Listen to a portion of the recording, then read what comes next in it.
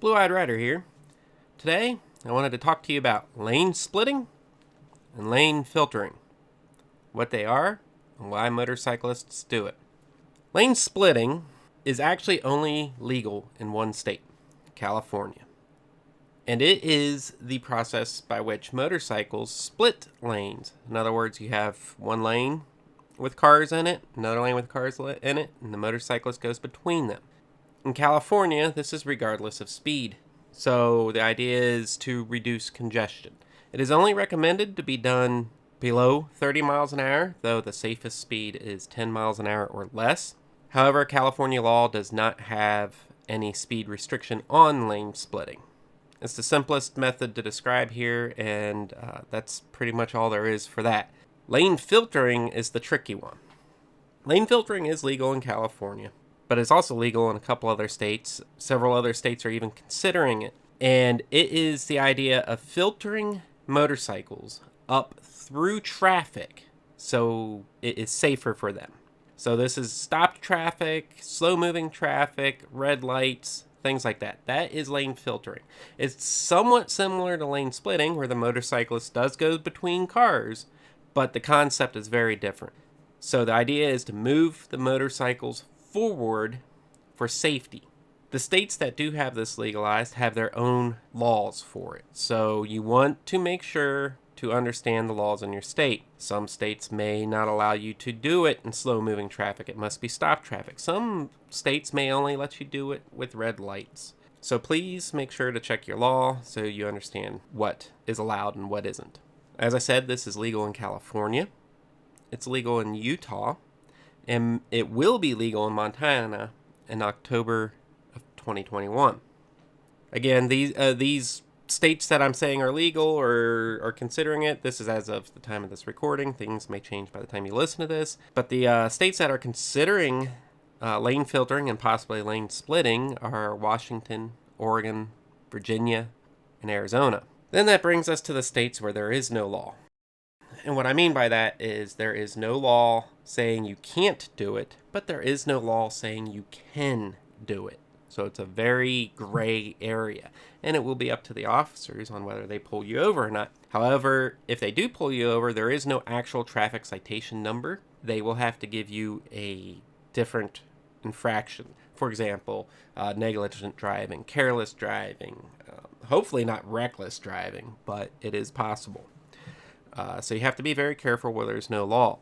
States that have no law would be New Mexico, Texas, Arkansas, Mississippi, Missouri, Kentucky, West Virginia, North Carolina, Ohio, and New Jersey. All the other states in the U.S., it is illegal to lane split or do lane filtering. However, motorcyclists usually do lane filtering in every state because of the safety aspect. So let's go into why. Lane splitting, we're going to cover that first because it's the simplest, is not about a safety issue with motorcyclists, but a congestion issue. The idea is to keep the traffic that can move flowing. So by allowing motorcyclists to essentially create more lanes in the roadway, they can keep some of the traffic flowing and remove some of the congestion. Again, 30 miles an hour or less. Anything over 30 miles an hour, it is not safe. And 10 miles an hour or less, it's safer, or the safest you can be, but you do have to deal with the other drivers. In California, other drivers must make room for motorcyclists that are lane splitting. So if you're coming up on them, they're supposed to move over. Whether they do or not, I don't know, but there are actual laws that say they have to. Lane filtering is the one I really want to cover here because it is the most important one for motorcyclists and the main reason why they do it, and that is the safety. The most dangerous place for a motorcycle to be is at the back of traffic. And the reason for this is because people are on their cell phones, people are talking, people are doing their makeup, people are eating. They aren't paying attention. They aren't giving 100% of their focus on what is in front of them on the road. And then they rear-end motorcycles. And rear-ending a motorcycle, that's bad enough. But pushing them into the car in front of them, that's even worse. They sandwich the motorcyclist. And the end result is usually never good. So lane filtering gets the motorcycles out of that danger zone and up to the front. Let's take red lights, for example. At a red light, traffic stopped. Motorcycle comes up to the stopped traffic, they move in between the cars all the way to the front in front of the cars stopped there. This creates a buffer zone. No one's going to directly rear end them other than possibly the car that's right behind them, but they would have to actually intentionally hit the gas pedal or slip and hit the gas pedal. The odds are far less. It is a much safer area for the motorcycle. It is not about the motorcycle getting ahead of the other cars. It is not about jumping in line. This is not where you're waiting in a line at an amusement park to get on a ride. They are not getting up front to get on the ride before you. They are getting up front for their safety. And that's the biggest misconception. Everyone looks at it as they aren't waiting their turn. This isn't about waiting their turn. This is safety. Okay? With them up front, they are far safer than at the back. When they're the only ones at the traffic light, of course, they're up front at the traffic light. If they see someone flying up behind them, they can move out of the way. A lot harder to do with cars in front of them. The lane filtering is also used with slow-moving traffic. This is we're gonna put this with stop traffic because slow-moving and stop traffic are dangerous for motorcyclists for a couple of reasons. One, you have the same problem. People not paying attention can rear end the car, sandwich them in between two cars. Not safe. Two, at a standstill, especially on a hot day, motorcyclists suffer heat exhaustion, heat stroke. They can pass out on the road. Not a safe situation. Number three, motorcycles overheat when they are sitting still. You do have liquid-cooled motorcycles, but even those can overheat when it's hot enough out. The idea is to keep them moving for safety and to keep their equipment functioning for safety. So in stopped and slow-moving traffic, motorcyclists can move forward to where traffic starts going up to speed again.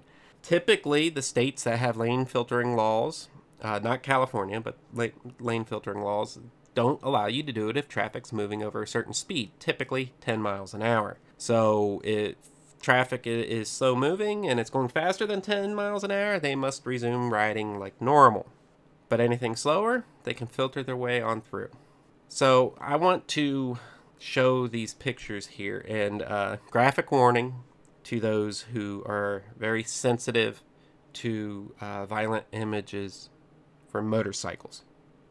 I am not showing any bodies or anything like that. This is just motorcycles. And look at the damage here.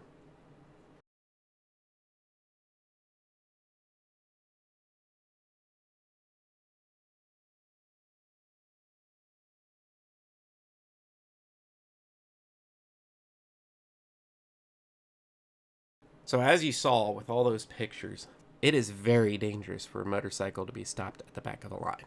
And that is why lane filtering exists and why, in my opinion, it should be legal in every state. Again, it's not about jumping in front of the line. It's not about being first. It is about safety. Let's bring us to the point who people are not nice to motorcyclists who are lane splitting. So first of all, in California, it is very illegal to do anything that impedes the flow of a motorcyclist lane splitting. Let's get that out of the way first. There are actual laws that can be cited against any driver who opens their door, who moves their car in the way, or does anything that infringes on the movement of a motorcycle. Let's go to all the other states, including states where lane filtering and lane splitting aren't legal. If you parallel park, you must look in your mirror before you open a door.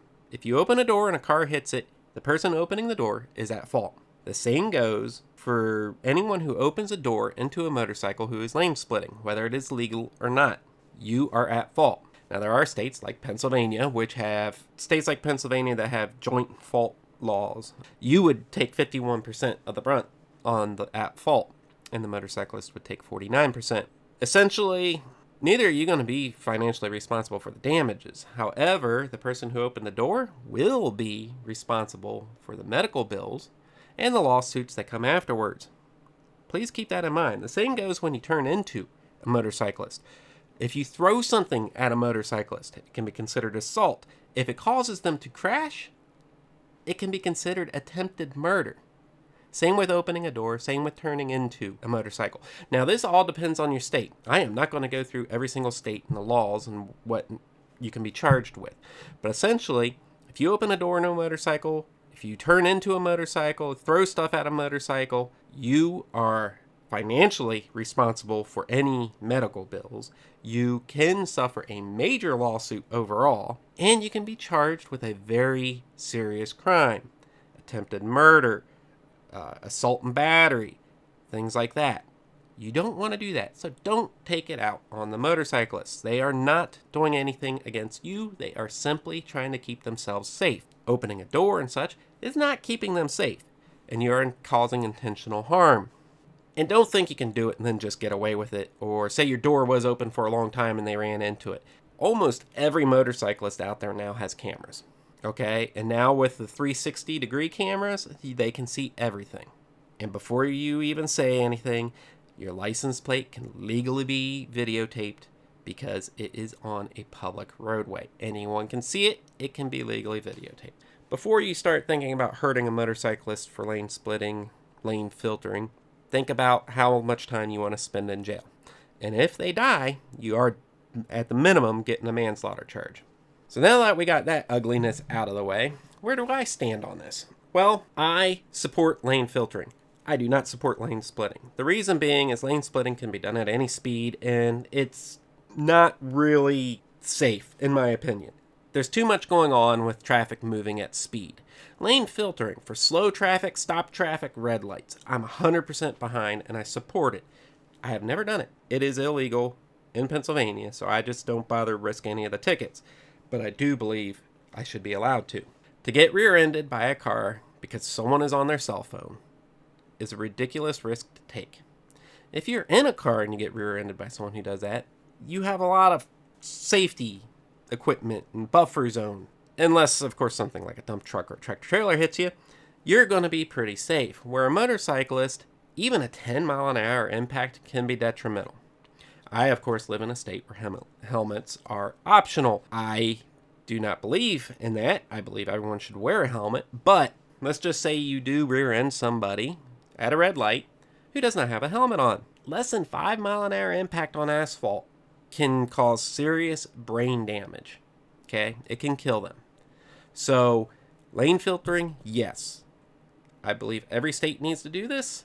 Motorcyclists should be able to move up to where it's safe. There are a lot of issues involved with it. For example, you're not allowed to block a crosswalk, but guess what's in front of all the cars? Crosswalks. Some cars actually leave a little zone for a motorcyclist, like in California, to filter into, which is nice, but all the other states pretty much no. They're right on the line, or the cars themselves are in a crosswalk, so the motorcyclist is having to go out quite a bit. So you run into those laws, which become a problem, but the motorcyclist is safe, or safer, from traffic coming up behind them. To conclude, that's what lane splitting is and lane filtering. Lane filtering is similar to lane splitting, but completely different and for different reasons. Lane splitting is only legal in California. Lane filtering is legal in Utah, California, and Montana. Or Montana, it will be legal in on October 1st of 2021.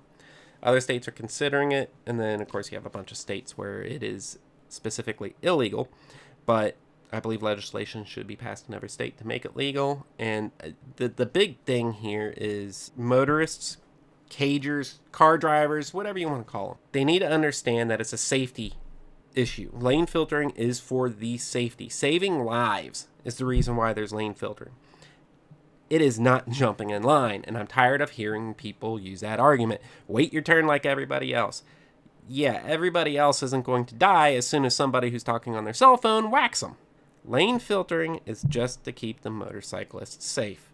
Heck, I wouldn't even have a problem of going up front and then moving over and waiting for everyone to go by and then continuing on. But that's not how it works. But the thing is, don't say wait your turn. And whatever you do, do not open a door, do not turn into, and don't throw stuff at a motorcyclist. If you do, I hope you go to jail for a very, very long time. Rant over. I hope you learned something. I hope you got some amusement or information about my rant.